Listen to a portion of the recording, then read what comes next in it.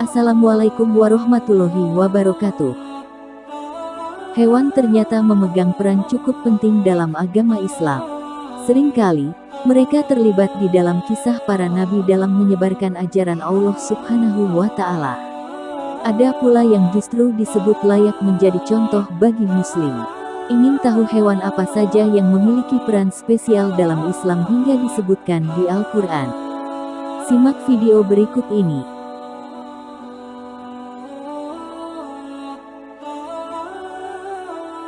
Semua ayat tentang sapi berasal dari surat terpanjang dalam Al-Quran, yaitu surah Al-Baqarah yang artinya adalah sapi betina. Hewan ternak ini disebutkan 9 kali di dalamnya. Seringkali, ayat-ayat itu berisi tentang perintah Allah Subhanahu wa Ta'ala untuk menyembelih sapi. Namun hewan ini juga terkait dengan kisah Nabi Musa. Utusan Allah Subhanahu wa Ta'ala tersebut memiliki mukjizat yang istimewa, yaitu dapat menghidupkan orang yang telah mati. Saat itu, orang tersebut adalah laki-laki kaya Bani Israel yang dibunuh oleh orang tak dikenal. Masyarakat setempat ingin menemukan siapa pembunuhnya tapi tak ada saksi.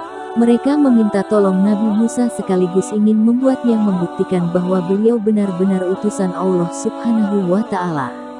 Nabi Musa pun diperintahkan untuk menyembelih sapi betina dengan ciri tertentu. Sapi itu berumur sedang, punya kulit bersih tak bercorak, tak pernah membajak sawah, dan lain sebagainya. Setelah sapi yang cocok ditemukan dan disembelih, Nabi Musa memukulkan bagian tubuhnya ke arah jenazah. Laki-laki itu kemudian bangkit dan berkata bahwa pembunuhnya adalah kerabat dekatnya sendiri. Dan ingatlah ketika Musa berkata kepada kaumnya, sesungguhnya Allah menyuruh kamu menyembelih seekor sapi. Mereka berkata, apakah kamu hendak menjadikan kami buah ejekan?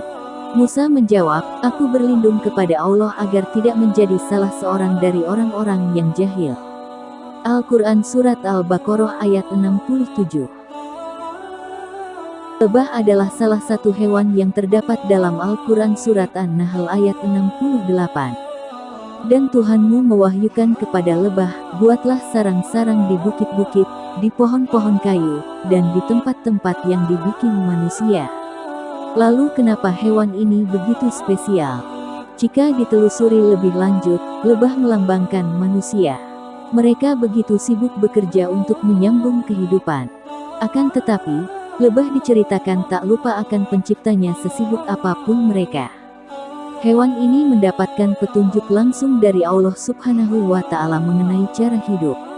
Mulai dari membangun sarang, mengambil sumber makanan dari bunga, hingga menghasilkan madu. Hal ini mengisyaratkan begitu kuatnya komunikasi antara lebah dan Sang Pencipta. Sebab hanya mereka yang terpilih saja yang bisa membangun hubungan kuat dengan Tuhan.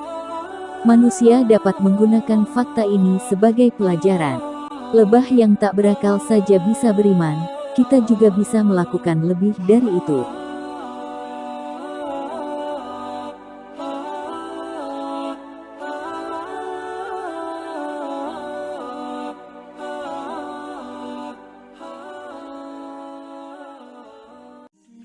Seperti lebah, semut mendapatkan satu surat dalam Al-Quran didedikasikan untuk dirinya, yaitu surat An-Naml ayat 18. Ayat-ayat di dalamnya menerangkan tentang keterkaitan semut dengan kisah Nabi Sulaiman. Hingga apabila mereka sampai di lembah semut berkatalah seekor semut, hai semut-semut, masuklah ke dalam sarang-sarangmu, agar kamu tidak diinjak oleh Sulaiman dan tentaranya, sedangkan mereka tidak menyadari. Diceritakan suatu hari, Sulaiman dan pasukannya sedang bepergian ke daerah bernama Taif. Dalam perjalanan, mereka melewati lembah yang ternyata dipenuhi oleh semut yang sedang bekerja. Melihat sang nabi, Raja Semut pun memerintahkan kawanannya untuk segera masuk ke sarang agar tak terinjak tanpa sengaja.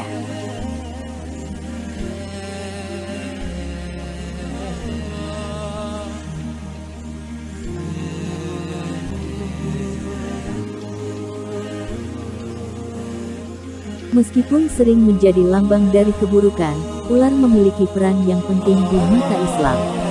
Hal ini berkaitan dengan kisah Nabi Musa dalam membuktikan bahwa dirinya adalah utusan Allah Subhanahu wa Ta'ala. Kisah ini terdapat dalam surah Al-A'raf ayat 107 dan Al-Syu'ara ayat 32. Maka Musa menjatuhkan tongkatnya, lalu seketika itu juga tongkat itu menjadi ular yang sebenarnya.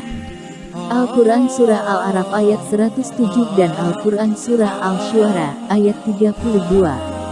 Menurut kisah dalam Al-Quran, kala itu, Musa sedang berhadapan dengan Firaun.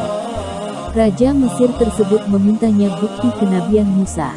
Allah Subhanahu wa Ta'ala pun memerintahkan beliau untuk melemparkan tongkatnya ke tanah. Seketika, tongkat tersebut bergerak-gerak dan berubah menjadi seekor ular yang besar. Ini kemudian menjadi salah satu mukjizat Nabi Musa.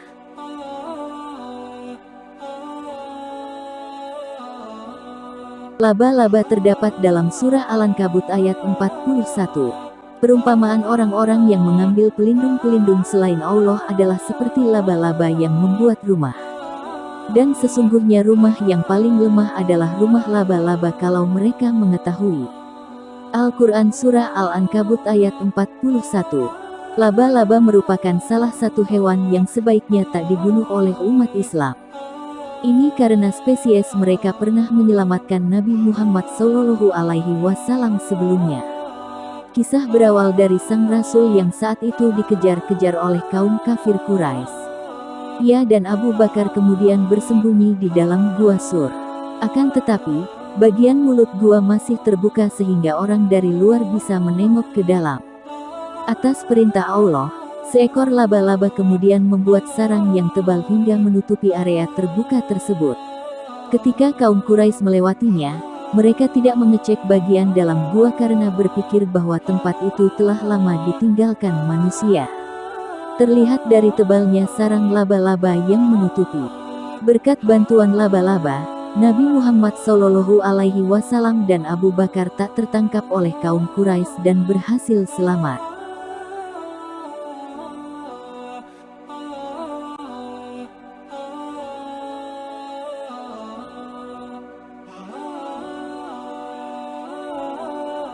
Teman Islam, demikianlah binatang-binatang dalam Al-Quran yang disebutkan oleh Allah Subhanahu wa Ta'ala. Setiap hewan yang disebutkan dalam Al-Quran memiliki peran, tanpa memandang ukuran tubuh dan jenisnya. Mereka terkadang menjadi bagian dari sebuah cerita, dan terkadang mereka adalah cerita utama di sana dengan banyak pelajaran yang bisa dipetik darinya. Wallahu a'lam bishshawab, dan Allah yang Maha Tahu yang sebenarnya. Terima kasih telah menyaksikan video ini. Jangan lupa like, subscribe, dan tekan lonceng notifikasi agar tidak ketinggalan video selanjutnya. Wassalamualaikum warahmatullahi wabarakatuh.